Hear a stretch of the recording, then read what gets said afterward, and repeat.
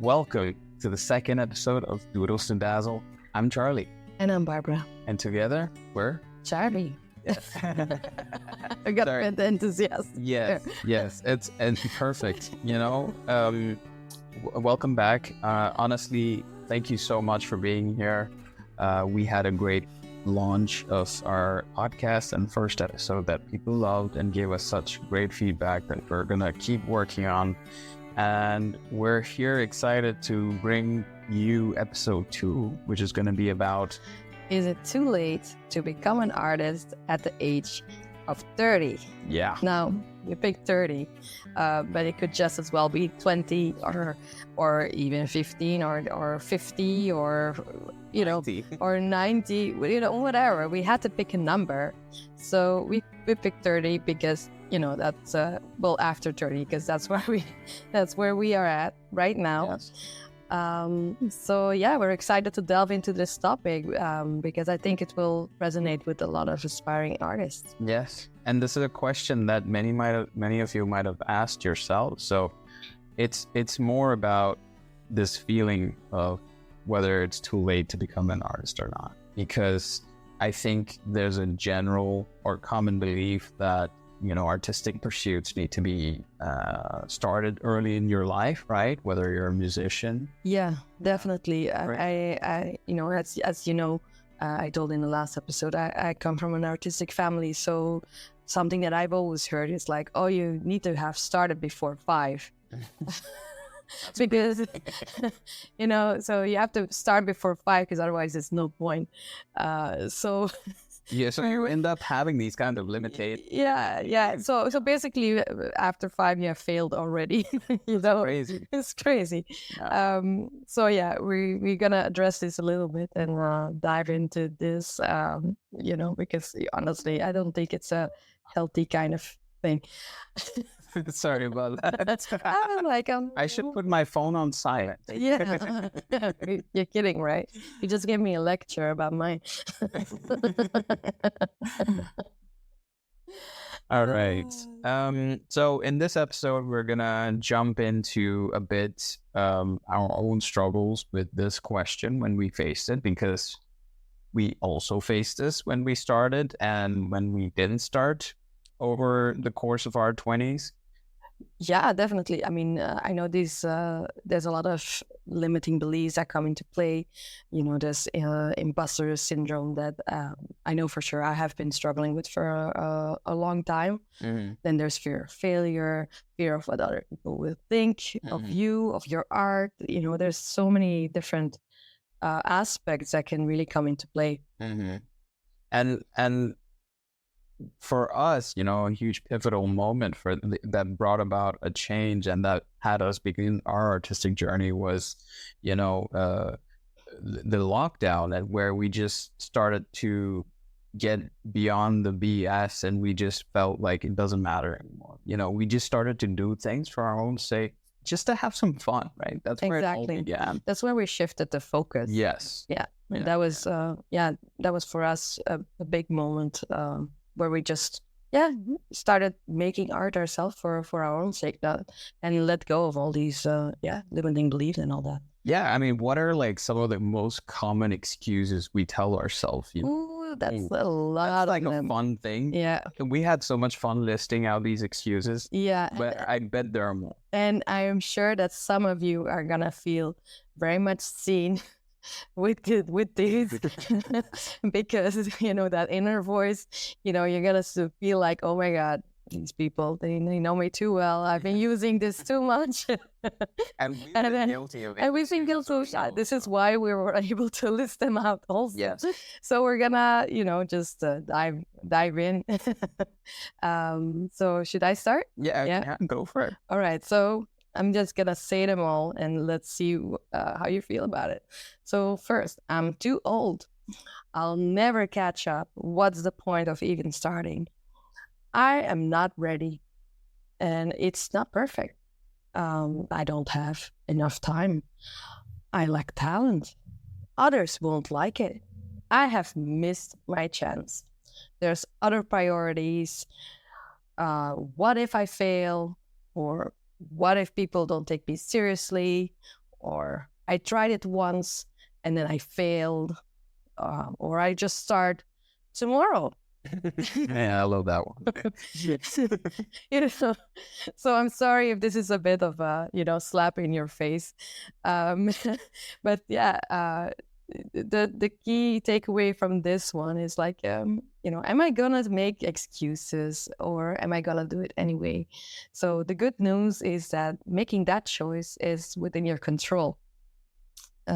So yeah, let's see what choice you will make after listening to this podcast. Let's stop making these excuses, right? Before we start, the excuses, the thing is, they come from a different place. It's like the excuse is what we tell ourselves, but the truth is there is something deeper that's underlying. Perhaps it's doubts, or perhaps, there's a lack of self-esteem where you're struggling with believing in yourself, right? And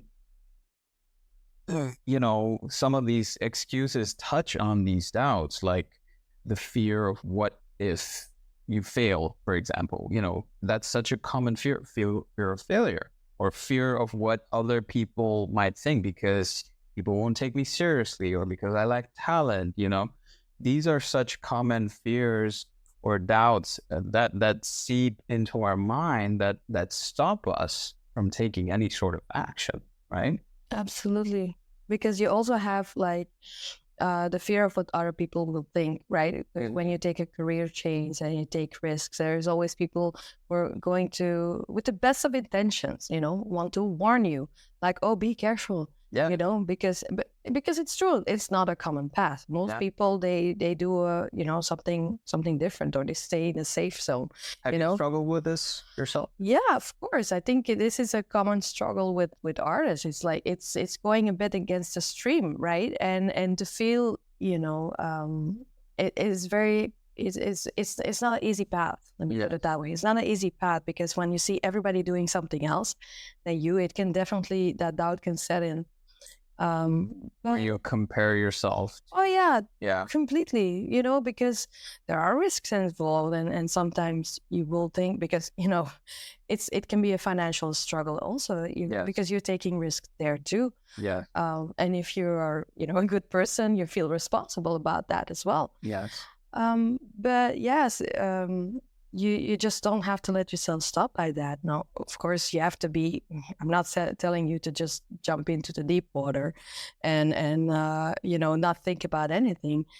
But it's more like not using that as an excuse. Yeah. If this is something that is your passion, if you have to like find a way to make it happen. Anyway. Mm. So yeah, it's not easy, but yeah, there are different ways to kind of find your way through it, which we will tell you a bit later in the podcast. Yes. I mean, we know of a few. There are so many artists, right, who have taken some sort of an action, who have found success later in their life. Yeah. The other day, while doing research about how we were, about building up this episode, I was looking into artists who made it or found success later in their life, and I was surprised to see Alan Rickman's name. For those who don't know, Alan Rickman, perhaps recognize him as Professor Snape from the Harry Potter series, the movie series. And I was shocked to hear that he only became an actor like around the age of 42. That's crazy. Which is crazy considering how skilled of an actor he was. It kind of shows. And I think he started taking acting lessons in his late 20s. And before that, he was a graphic designer, which was, again, another surprise to learn. But what I take from this is that he started to teach himself. You start somewhere, right? And he started to take these lessons and courses, and perhaps he took part in small plays and all these different things to get better and better, right? Mm-hmm. And the most important thing is he stuck the path, that he didn't give up, and he just kept at it. And I think popular opinion would be that he was an amazing actor, right? Yeah. And a successful one at that. So, yeah, that's just another example of that. If he can do it, you can do it too. Yeah, but just imagine what his family must have thought, or his friends, or his surroundings. Yeah. When you have the stable career of a graphical designer. Yes.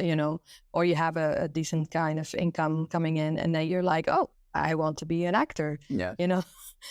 Many people might try to warn him, like, hey, Alan, is this a good idea? Yes. Or you're being irresponsible, because I imagine he probably had a family, considering that he's not with us anymore.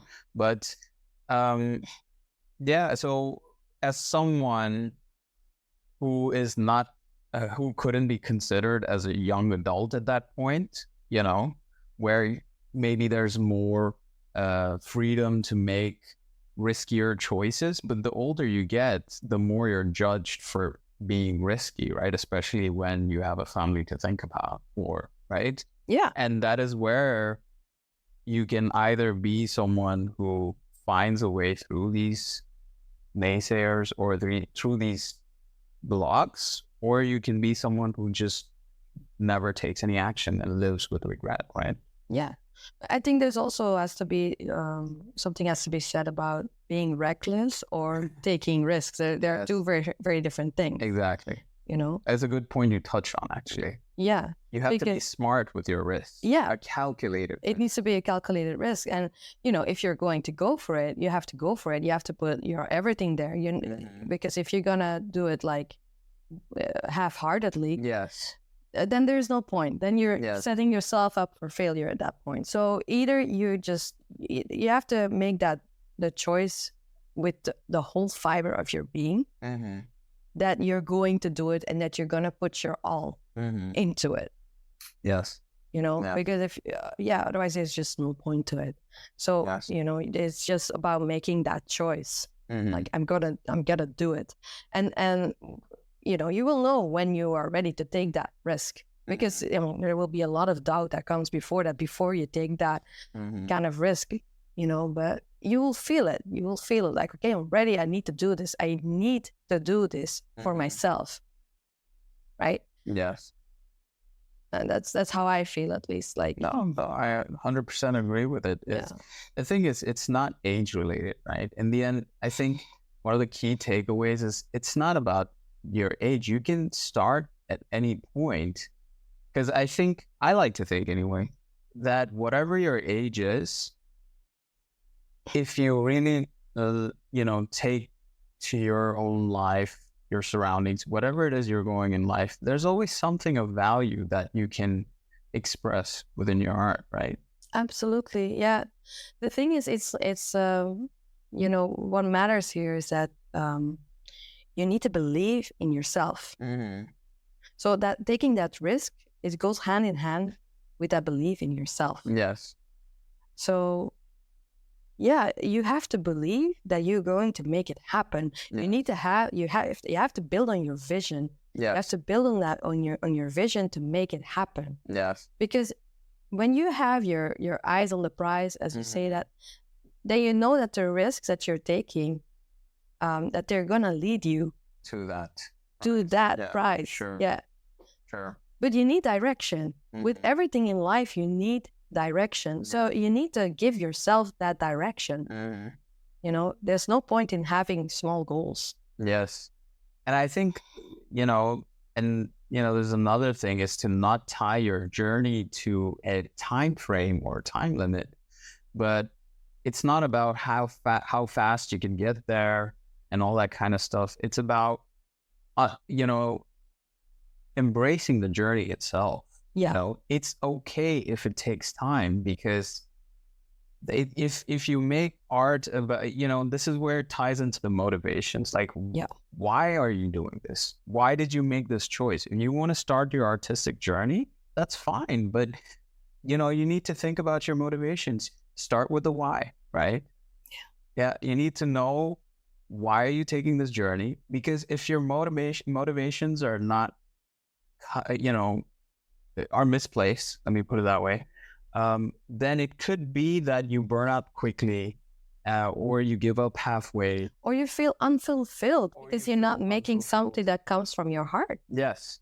And you lose sight of measuring all the little steps you're taking, and you lose sight of what it is you really want to accomplish by taking up this journey. So it's very important to start with the why. But again, I think I'm maybe jumping ahead to the tips part, but I felt like, I had to say this part because it's Before very we forget important it. before I forget it, Um, so yeah, I think it's very important to start with the why. It's motivation is a huge factor behind taking up any kind of artistic journey. So sorry about that. I think that's a motorcycle, and then I don't know if I'll be able to edit the motorcycle out, but if I didn't, I'm sorry about that, listeners. Hopefully you still were able to understand what I just said. So I before we jump into the more practical tips and tricks, I just also wanted to, emphasize a bit more on how any age or can be beautiful when it comes to artistic expression. It's more because art is expression and life is inspiration, right? Yeah. So it doesn't matter how old you are. There is plenty of inspiration within your own life for you to find and express your art. Maybe I didn't construct my words so well there, but maybe I think you get the essence of it. Yeah. I think what you're trying to say is that it's okay to express, what you're feeling at that time. Yes. In that age that you are, because Exactly. Art is something that can transform within your own life, and it can be beautiful in any part of your life. Exactly. Although it might change. Yes. Because you're changing. Yeah. With every day you're growing, you're maturing, right? So at any age, that expression will evolve as you as a person evolve, right? Yeah. Exactly. And one of the biggest things you or aspiring artists or any artist for that matter should do is detach the outcome from the expression, in the sense that we might all wonder, oh, am I making good art? Oh, this is not good at all, blah, blah, blah. These are like doubts that come in your mind. Oh, I've been doing art only for 6 months. I am not as good. I'm not seeing the results. I'm not seeing the results, or I'm not as good as this guy who's been painting for 10 years. Comparison, that's a whole other chapter. Exactly. And, you need to detach yourself from that and look within and see, what can I take from my life and put it down on paper, right? Yeah, and also, am I having fun? And exactly. That's like the basis, right? I mean, you should be doing this because you like it. Yes. If you like something, then, that's going to show in your work. Are you having fun with it? Yes. Yeah. So I think with that said, now we can, we'll try to give you some nice actionable tips on how you can try to overcome some of this self-doubt and try to make lesser excuses and actually take some steps towards your artistic journey, irrespective of how old you are. Right, Barbs? Yeah. So, for example, to silence the inner critic. That's like something, that many artists think, or aspiring artists, like that critic, I want it not to be there, right? Yeah. And only then I'm ready to make art. Mm-hmm. The thing is that inner critic, it's not going to go. It's there. And you need to just accept that it's there. Now, it might get quieter with time. Mm-hmm. The more that you keep at it, or the more that you ignore it, or whatever, the more that you put your art out there. Although sometimes it might, have a little moment where it gets a little stronger again. But the thing is that it shouldn't stop you from doing the work and making the art. So yeah, you have to just accept it's there. It's there. It's gonna stay, and it doesn't matter. It doesn't matter that it's there. Just do it anyway. Just make your art anyway, and you're gonna see that it's just becoming less powerful with time. The more that you put your work out there, and then sorry, I'm getting into A loop. a loop. But yes, Sorry. work out there. People's responses often can give you a lot of positive energy towards, okay, they like my stuff, they like my art.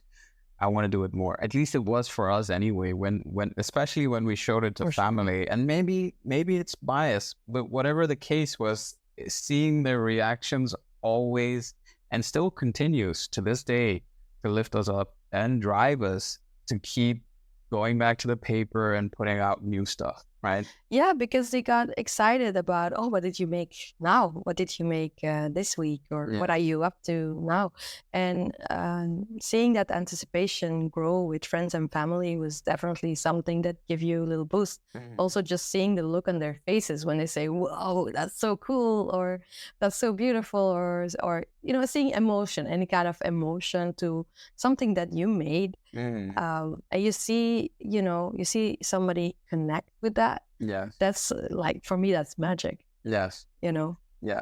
But you can only have those kind of moments when you actually put your work out there. Yes. So you have to just do that, even when you're scared, because trust me, you'll be scared. Like what we said in the first part, there might be a lot of fears that come into play. Yes. But they just become less strong the more that you do it, and you'll find the people that like to see your work, and you need to just disconnect from what other people might think, and just do you, just be you, and just have fun with it. Like, don't let yourself be stopped by any kind of limiting belief. Yep. That is within your control, and that is a choice that you can make. And tying back to the embracing your age, Barbara and I, we were having this discussion earlier about, like, how does our age factor into our own artistic expression? And after some analysis, it actually does influence a lot of what we put down on the paper. For example, Barbara, when we started this this artistic journey about 3 years ago, around the time Barbara got pregnant. And so a lot of what she started doing at that time was, painting pieces, cute animals and things like that, for the sake of decorating our daughter's bedroom, for example, that sort of thing. And, I had moments where I took a lot from the journey of becoming married to Barbara, or becoming a dad, and that tied into a lot of what I express on paper, even to this day. And even it reflects my state of mind, my state of maturity. And even if the illustrations might look, childlike or targeted for kids, for example, it's simply because where I am in terms of my life journey at this point. So you guys too can take a lot. There's a wealth of experience within you. Even if you're a young person, you have a lot. You've lived a long life anyway. It doesn't matter. You are going through a lot in your life. At this point, you can still find things that matter that you'd like to express. For example, if you take a child who draws something, right? Often children, they draw about their families, their parents, their pets, because that's their life right there, right? That's what they connect with the most. So take from your life. There's so much inspiration around you. Yeah, you have to just open your eyes and look. Basically. Yeah. So what are some first steps that people can take on their journey, Barbs? Well, the first actionable advice is to start small. When you are gonna make art, it can sometimes seem like something that's so far especially when you're starting out. You know, maybe you made it like, oh, I want to paint like this person or like this artist, or and that can seem like something that's that's just not possible because it's so far. But start small, start with a small sketch, start with just a paper and a pencil, and just do it. Just believe in yourself and just do it. It's funny. For me, a lot of what starting small was, for example, well, I think it was for both of us. For example, I think we briefly touched on it on episode 1, is when we painted the wooden planks that we used at our wedding. There were about 10 planks and we painted them all between the both of us. That was just us starting small. It was just painting one of them. And, we enjoyed that. Okay, then we painted another. And we enjoyed that. And then before you know it, you've painted had a series of planks, and we loved the outcome there. Yeah, maybe you don't need that grand plan of, oh, I'm going to make a series of this and that. No, maybe you just, you need to start from, having fun. Yes, exactly. And, there are times, even if you're someone who started this artistic journey, but you're struggling because you're not motivated, because life, you're 45 and life comes in your way, well, then take 5 minutes, say, I'm going to draw something in 5 minutes, just put something on paper. Yeah, exactly. Outcome is not the point. Exactly. It's not the outcome. That doesn't matter. Yeah. And you have to be consistent. That's the other thing. Like, you have to, if you want to get good at anything, you have to put in the hours, right? Yeah. So you just have to be consistent. So if you have only 5 minutes a day, do it just every day, 5 minutes. Yes. Just don't make any excuses and just do it. And before you know it, maybe it might take longer because you're doing it 5 minutes only. But anyway, after some time, you will get good enough. Yeah. So I remember periods in my artistic journey where I would only draw or paint like once or twice a month or thrice a month, simply because life gets busy and there are other priorities, which is okay. But I never stopped my journey. I kept at it, and I kept coming back to the paper, and I still do to this age, even if sometimes I struggle with frequency of how often I draw something. Yeah. So it's basically set achievable goals. Yes. Find something that works for you. Mm-hmm. So if 5 minutes a day doesn't work for you, but maybe 10 minutes every 3 days, or yeah, exactly. Find something that works for you in whatever kind of busy life that you are. Exactly. Find something that works in your schedule. Mm-hmm. And stick to it, because in the beginning, these kind of things, it's like habits, building habits. Yes. Time. Yes. So in the beginning, you need to kind of put a bit of, okay, I'm going to do this for a month. I'm going to stick to this plan. Yes. And before you know it, it's become part of your life. Yeah. And another way, you can fortify your discipline or your habit is to build a community, right? Now, there is the community part in terms of showing your work and getting that feedback on how you can improve. But, you can also connect with people online these days. There are people, Facebook groups, there are online meetups, Zoom calls. There are all kinds of tools online for you to connect with people. You can even take online courses if you want to learn and improve skills, because often these online courses... It's okay. Sorry.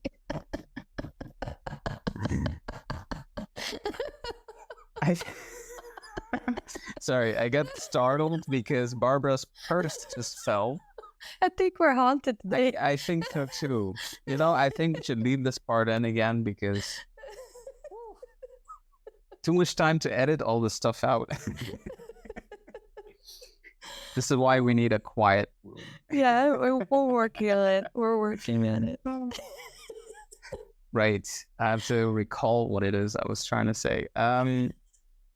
So find like-minded people, find a community. There are all kinds of online tools. Take courses to just work on your skill, but also connect with other people who are taking these courses. So you're walking similar paths, and it will help you feel like you're not doing this alone.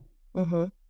So basically, you can also nurture your artistic growth within doing these courses. And I know for me personally, that has always helped me when I felt that I was a bit in a rut, or when I, was just blanking, or I didn't find any kind of inspiration. I would just do an online course, and that would give me like so much inspiration suddenly that I got a boost, and it got me going. So these things sometimes happen when you're an artist, that you just, how is that called again? That you just don't know what to do. Art block. Yeah, like a art block. Yes. Yeah, and then you just need to find the ways to get out of that. Yes. And for me, that was like a very helpful way to kind of click.